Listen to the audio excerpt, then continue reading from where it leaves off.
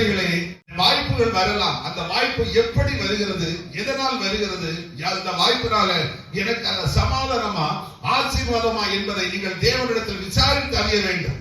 தனக்கு கிடைத்த வாய்ப்பை ஆளால் பயன்படுத்திக் கொண்டால், இதே போலதான் சாத்தான் உங்களை வஞ்சிக்கும்படி சில வாய்ப்புகளை உங்களுக்கு கொண்டு தருவான், சில வாசல்களை திறந்து விடுவான். ஆகாருடைய மனசில் என்ன வந்திருக்கும்? ஒரு பெரிய அழைக்கப்பட்ட தேவ மனுஷன், பெரிய செல்வசீமான், பெரிய நீதிமான், உத்தமன், பொய் சொல்லாதவன், திருடாதவன், கர்த்தருக்கு பயப்படுகிறவன், அனுதினமும் தேவனை ஆராதிக்கிறவன், அவனுக்கு மனைவியாராய் நான் இருப்பது எவ்வளவு பெரிய பாக்கியம். ஆனால் அவனுடைய கற்பனை எல்லாமே மனக்கோட்டை, எல்லாமே மண் கோட்டையாய் போய். இதே போல சாத்தான் உங்களுக்கு விரிக்கிற வலைகளை நீங்கள் புரிந்து கொள்ள வேண்டும். சில நன்மைகள் வருகிறது, சில ஆசீர்வாதம் வருகிறது, சில பொருளாதார நன்மை வருகிறது, சில காரியங்கள் வந்தவுடனே தானே இது கர்த்தரால் வந்தது நமக்கு தோத்திரம் சொல்லிட்டு போனீங்கன்னா நான் ஆகாரம் போல நீங்களும் பிரச்சனைகள் அகப்பட்டுருவீங்க.